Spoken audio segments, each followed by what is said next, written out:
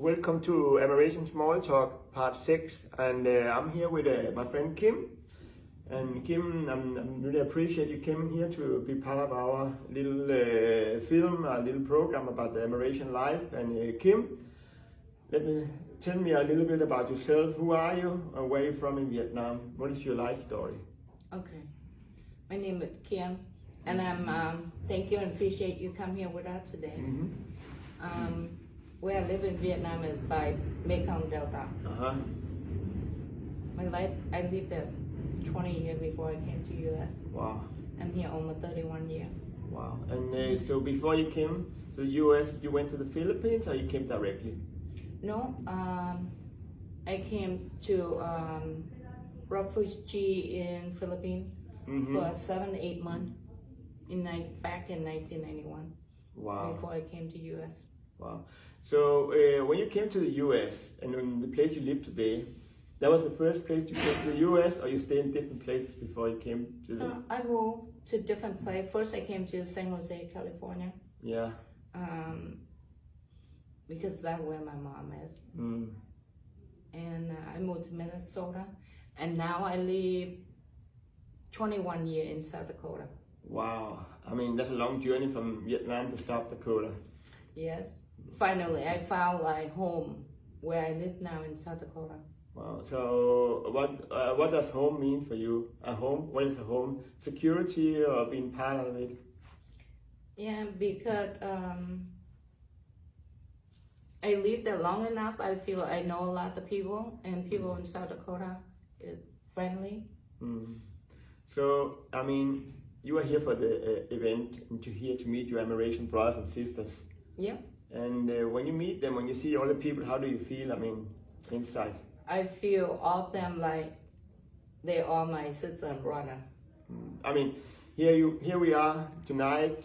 The day before, I saw a lot of people, and you all the product of the past event from the war. And do you still feel like you are a war child today? The war is still inside you. What happened in Vietnam? I mean, you grew up during the war in Vietnam, and you saw what happened after. Is it still inside you? Yes, for sure. And what's going on now with Russia and Ukraine, that is touching, because when the war is in, we were 5 or 6. A lot of us. I was 5 when it's in. I still remember a little bit. What kind of memory you have from the war? I mean, for somebody like me, I never grew up in the war zone. I had a beautiful life in my country. And for people like you, especially if you're like 5 or 6 years old, what kind of memory you have from the war, especially at the end of the war? I remember the silence. When the silence is, we have to hide. That's what I remember. But you saw the American left? You saw the American left Vietnam. Do you have any remembrance? Yep. When I think the last couple of weeks, I remember I saw soldier, running outside, but I never get a chance to get close to them. Sure. Yeah, when they run around, it means we are hiding. Wow. So it means like you spend most of your life after the fall of Saigon hiding yourself. Be a GI kid, live in Vietnam after the war is not easy. Yeah, no, I can imagine. I mean, I wasn't there either, and I never had this experience because I grew up in a peaceful world. But for all you Amerasian growing up, even your war kids, is a different world. I mean, like you said, in Ukraine, you had people running away, women with their kids, a man left behind, and I don't know. I can guess when you see this, bring back bad memories, Yep. Yeah, bring back a lot.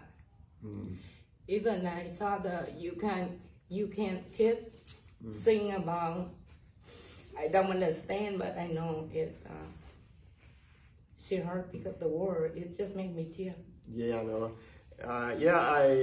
For someone like I never had this kind of experience. It's heartbreaking to see, but for people like you, it's just bring back what happened for you. And now you're here and safe in the US, and nobody ever gonna touch you again. I feel freedom and safe here. Growing up the first 19, 20 years, not easy there, because we all look like American, because we are American kids. and the way we look at it's not easy because people pick on. Even the soldier kid never know, never see a gun or bullet, but how they treated us, just like the enemy. Yeah. Kim, I know it's hard for you to talk about, but I appreciate it because you are my friend and I care for you, and I'm really happy you came to share the time with us, and I hope you enjoyed the event tonight. I will, and always happy to see all my brother sister.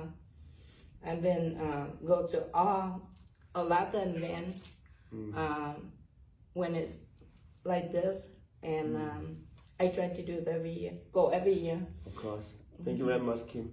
Thank you, Brian, to come all the way here from Denmark.